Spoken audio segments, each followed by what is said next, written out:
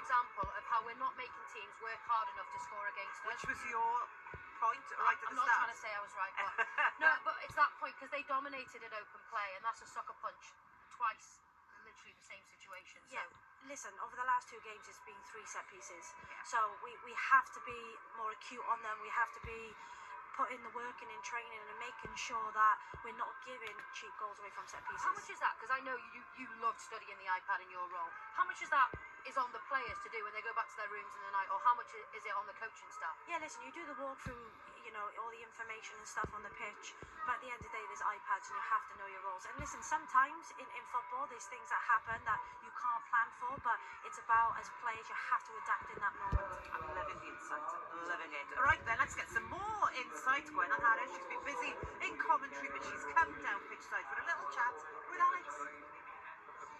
Well, Gwenan, it was such an encouraging start from Wales. We saw 9 changes from William Wilkinson, but there was no sign of that in terms of confidence. But how disappointed and frustrating do you think they'll be with how they conceded those goals?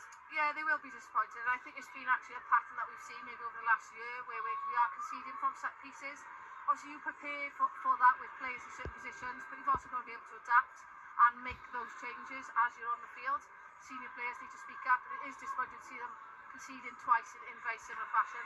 Wales have had chances in that first half. They could be 2-2, they could be 3-2 ahead. William Wilkinson has spoken himself about when you're in those areas, you have to make those chances count. So do they need to be more ruthless, do you think? Yeah, we've always had that problem, I'd say. But what I would say is that we've been actually really creative, and there's been a lot of chances that maybe has been difficult to see in the past few games. Players that don't normally get the opportunities, can't build relationships. They've looked really, really good. The interlink has been good. Tiago Tyser, Phil Morgan have built a good relationship on the right. So lots of positives. Gwenan, a big second half to come for Wales. Thanks very much for your time.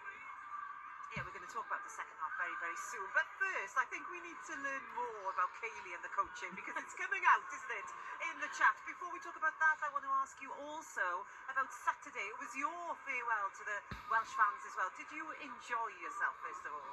Yeah, I did. The whole occasion, having family there and celebrating, many years of playing for Wales, it was great. And to share it with the girls and at Cardiff, that's my home. It was my home ground. So to be there and celebrating it with the girls.